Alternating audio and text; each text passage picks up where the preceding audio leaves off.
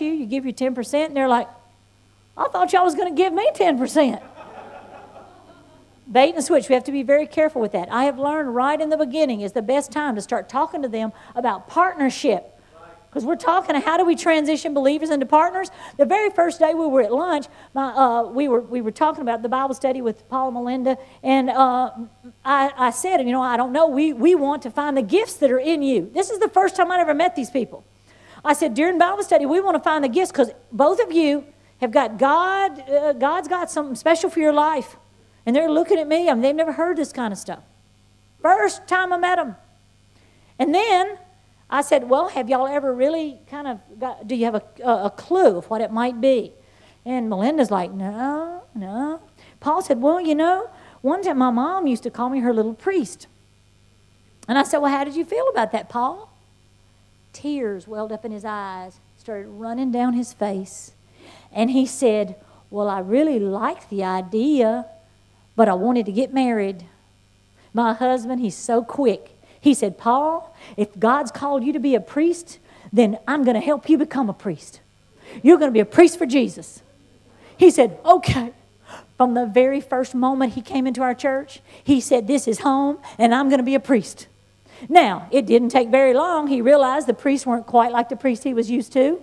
And guess what? He's a priest, the preacher at Mandeville, okay? But that's what God had called him to be. From the very beginning, there should be this sense of ownership, partnership. All right, this is some very good stuff that I'm talking to you about today because we need partners for the kingdom. If we're going to expand to this net, we've got to have partners. Resist the fact. There's too much of that. Look what we can do, what God will do. And yes, God will do. And we should say that. But that shouldn't be all we say.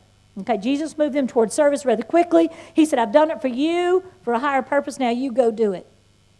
Remember, it's a journey of a lifetime, and everything is growing, is perfect in its own season.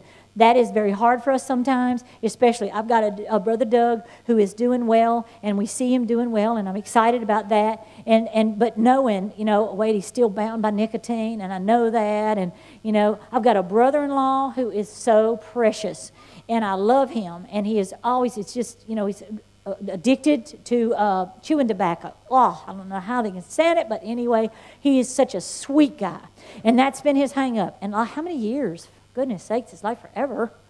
Forever and ever and ever. And it's very difficult to be delivered from that. Guess what? This past year, my brother-in-law, this year, there was one of our ministers from the church said, and today I am saying that this is your day, and if you're addicted to chewing tobacco, God says today is your day. If you will receive it, you're going to be delivered. And I'm not saying you're not going to have to struggle a little bit, but I'm telling you that if you will do it, God's going to do it. He told Sandra, that's me, goes home, and from that day to this, now he did have a struggle for about a week or so. We had to pray. I think Sandra was ready to kill him, but I'm telling you, today the man is a different man. He's gained about 20 pounds. And he is he's like everywhere. Where he used to always want to be secluded and stay at home, now he's visiting everybody. Now he's all up in the altar and he's all up in the church and everything. I said, Jody, you're blowing my mind. And he's like, I know it. It's blowing my mind. It's a journey. It's a journey. It's a journey. And we can never, ever stop realizing that.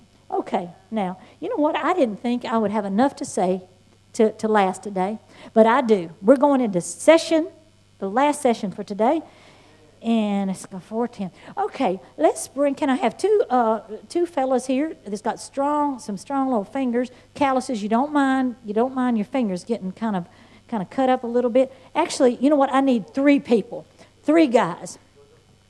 3 guys. Let's see. One of you take one of those, and then she has the little wire here that can go for him. You can take the wires out. Yep. Just put them up here. Okay. Now this is the church. If you look at this is the church, and I'm going to draw a diagram up here. But if you can imagine that this is the church, this is the network of the church, and if you'll look to the next page, you'll see a diagram that looks similarly like that. And we're going to talk about meshing the church together. Okay, if we could think of this being the ministries of the church moving toward a fully developed believer. Now, if you look at your arrows there, you're going to see, like, for example, this could be your calendar planning. And this calendar planning is focused toward one thing, and that is what? Fully developed believers. We've got guests who are coming in, and we're going to use this right here, and we're going to show that this is your network of people. You might have 3 or 4 people. Maybe you're connected with them in different ways. But here they come because if you bring one person, they have network. So you're connecting with every person that they're connected to. And remember, we're wanting partners here. All right? So what we want to do, what if we were to just connect this, just to right there and say, oh, thank God they're connected. What's going to happen when I try, if this were rebar and I were trying to pour cement, what's going to happen? It's going to come loose. It's going to come loose. Very easy for people to visit Sunday morning. If all they're connected to do is your Sunday morning worship service, you're going to look up 6 months later, and I don't care how much they like your church, they will be gone. Okay? Now, if I overlap that a little bit, and they're connected to 2 things, it's still a little too easy for them to get loose. What we want to do is get them so entangled that they cannot get loose, or it's going to be very difficult to get loose. So how we're going to do that is we've got the church, and the church is, okay, now here I'm going to demonstrate. Let's see. We're going to overlap that right here. If you'll hold, brother, one of you will hold. Let's see where they can see it. And you're going to come, and you're going to, just at a point. All right, let's see. Let's do it like that. Okay. Then let's look. We're going to invest and invite, and then we're going to go to the next phase, which is looping and linking. We're going to look and say one of those little cross points there, and that might be they say, oh, I like the music. Well, we've got the music department that's praying, that's saying, you know what, we want to sing relevant songs because we're toward that fully developed believer. We're thinking we want the guests to come in and we're wanting to move them toward their purpose, right? So we've got, they're thinking about music and they're saying we need relevant songs. We need songs that make sense to the outside world. We also need the screen. It's very good. So we got the media department who's thinking. We're not thinking about, oh, what songs can we sing so our saints are going to just feel real good.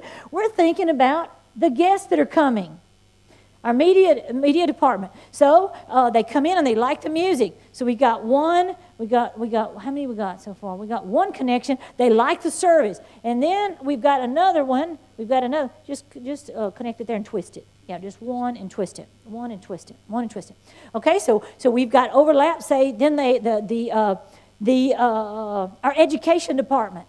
Providing, thinking, oh, we need marital counseling would be good.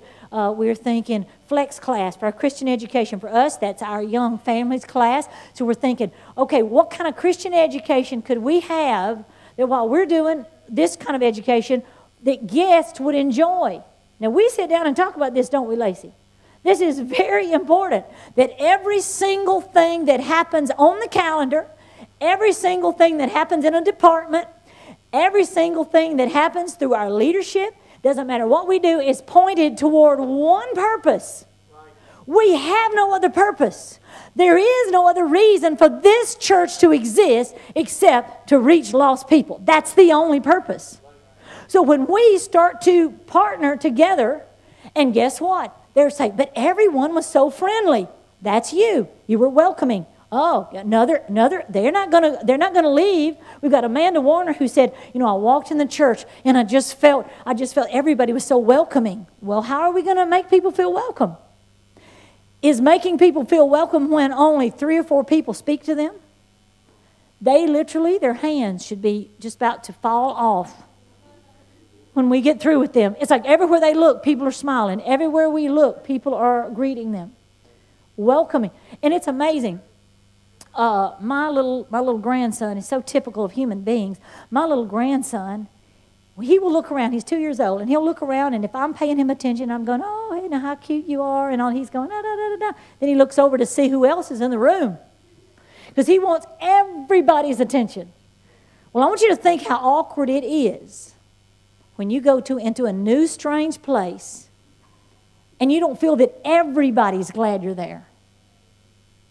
Now, what we can do is create that sense by all of us looking where we are in the section where we are And as we're walking, instead of talking just to our friend, we're noticing, wait, I'm passing someone new that I don't know.